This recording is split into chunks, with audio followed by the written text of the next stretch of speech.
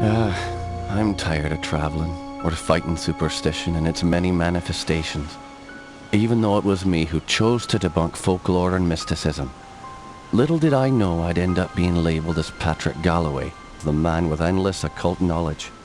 Before I knew it, people all over the world paid me to investigate all kinds of weird things.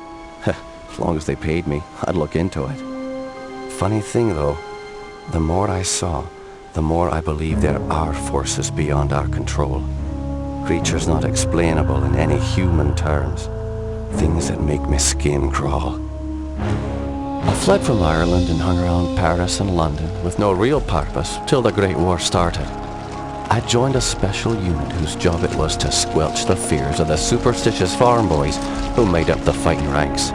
The Trasanti were the biggest pains. Me commanding officer, Jeremiah Covenant, led our unit on the hunt for their camp. We were ambushed. They came streaming out of the woods, waving swords and howling like banshees. I saw their leader holding a strange stone over his head, yelling weird words in a strange tongue. And just when I was gonna pull the trigger, he glared right at me. A bright green flash came from his hand, and it bowled me over as my gun went off. I woke up in a hospital bed with severe burns. They told me Jeremiah and the unit had gone on without me, but he'd given me the shaman stone to keep. I hadn't given any of this much thought until I came back here to find this letter that Jeremiah wrote me almost 6 months ago, asking me to come back to Ireland and help him out. This is not something I'm dying to do, for it may mean the death of me. He saved my life though, so I owe it to him. Just hope it's not too late.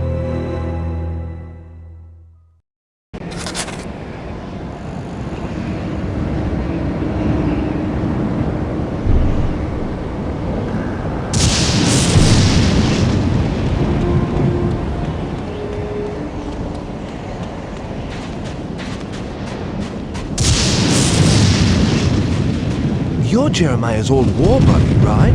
Indeed.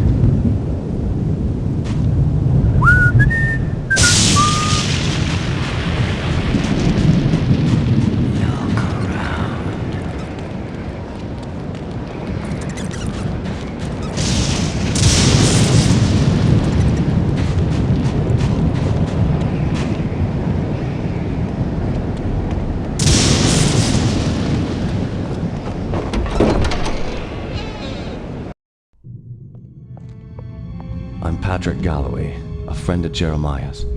Sorry it took me so long to get here. His letter said it was most urgent. Jeremiah was beginning to think that the letter never arrived in your hands. He's been quite anxious to see you. We've all been quite worried. Jeremiah's now bedridden. Follow me and I'll show you to his living quarters. I apologize for the look of the house, but there's only a skeleton crew of servants now. Jeremiah let go of everyone else, and the house is much too large for us to clean. Because we've lost electricity to most parts of the house, we can only maintain the living quarters.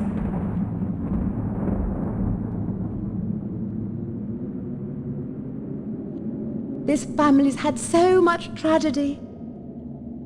I hope you can help him.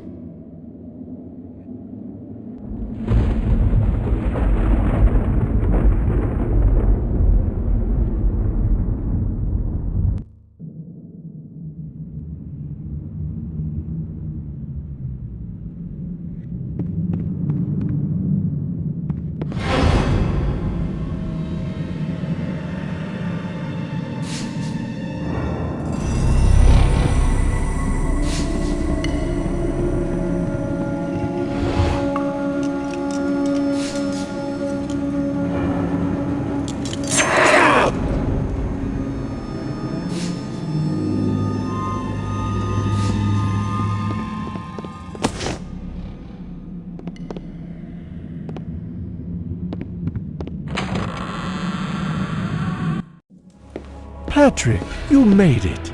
At your service, Jeremiah. Sorry for the delay, but I've been abroad. What happened to you? It seems I've come under the watchful eye of the Reaper, my friend. It's been a long time, hasn't it? Apparently too long. Patrick, I came back from the war only to find my entire estate in disarray. My brother Aaron disappeared first, and then my sister Bethany. My declining health is a result of an old war wound, and unfortunately, the symptoms are irreversible. I didn't summon you here to watch me die. I need your help. Anything I can do. Just name it. Strange events began happening around the manor. After thinning out my staff, they ransacked my estate, taking whatever they could carry. The rest of the help was quick to follow, as they feared rumors of my family's curse.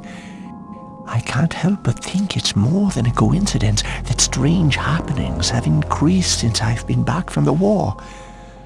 I want to get to the bottom of this, but I'm just too weak to investigate it myself. I'm relying on you to step in for me. Of course, Jeremiah.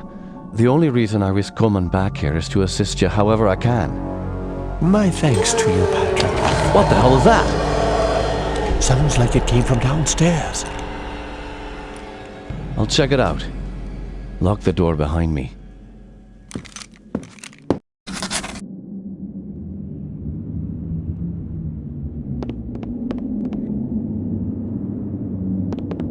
Won't budge.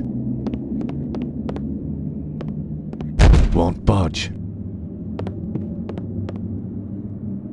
Jammed.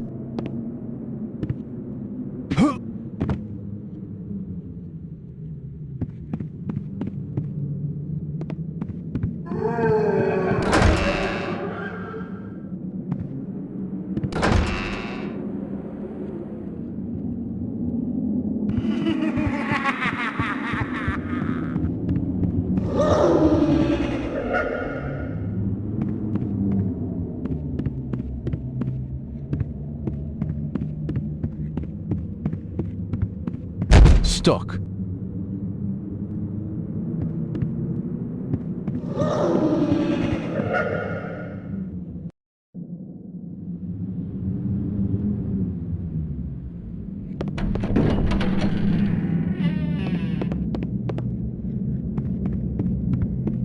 Can you describe what you can only see?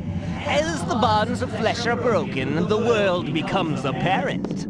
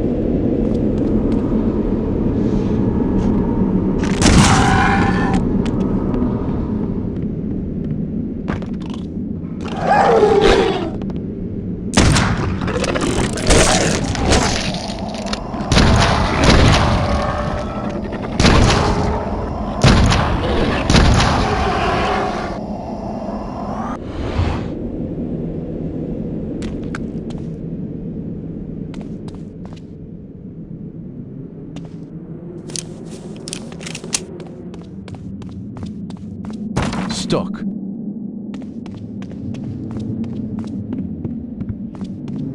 Stuck.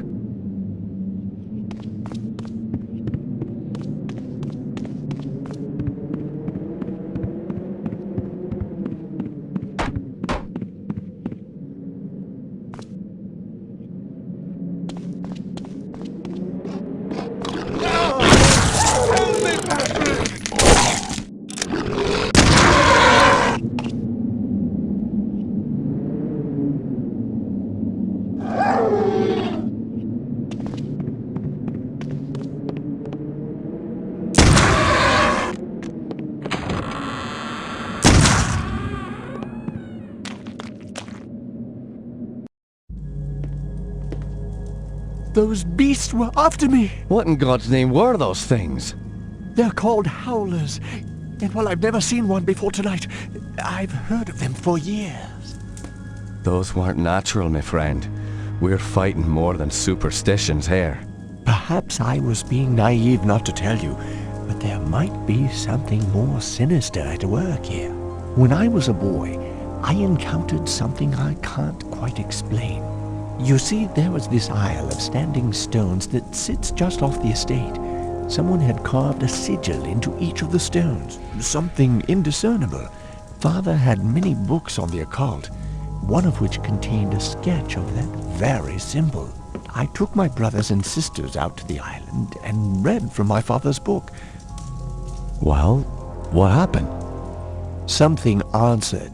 The ocean began to boil, and a great wind whipped against us as we stood in the circle, and my siblings huddled to the ground in fear.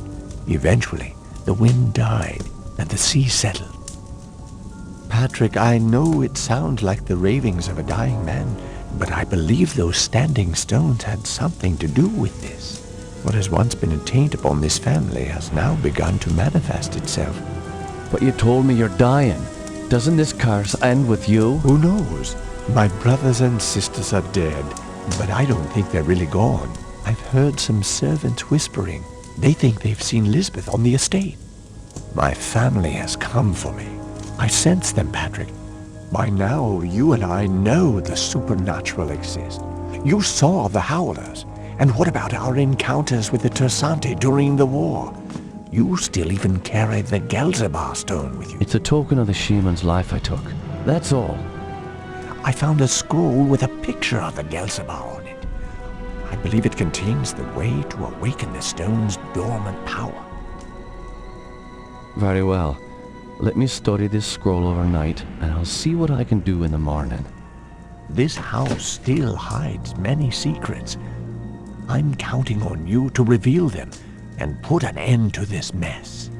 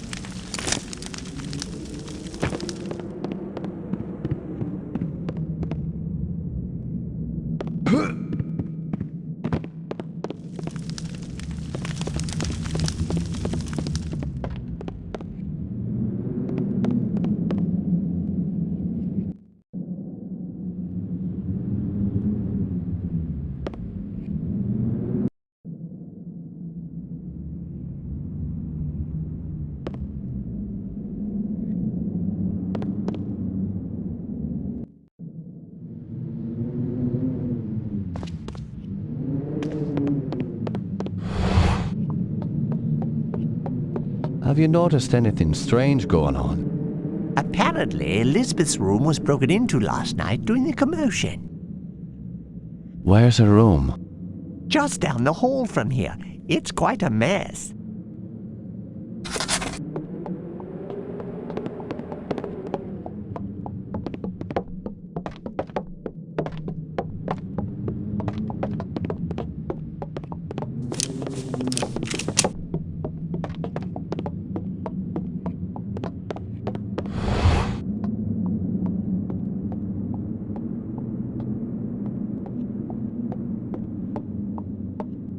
Tell me what you know about Lisbeth. Why, she was a fetching young lass. Quite the fiery temper, though. She could be placid and calm one minute, and then suddenly she's spitting curses and swinging her nails at you like an animal.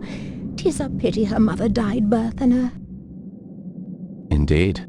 Following her mother's death, I'd raised Lisbeth like my own. In the end, the wasting sickness got her.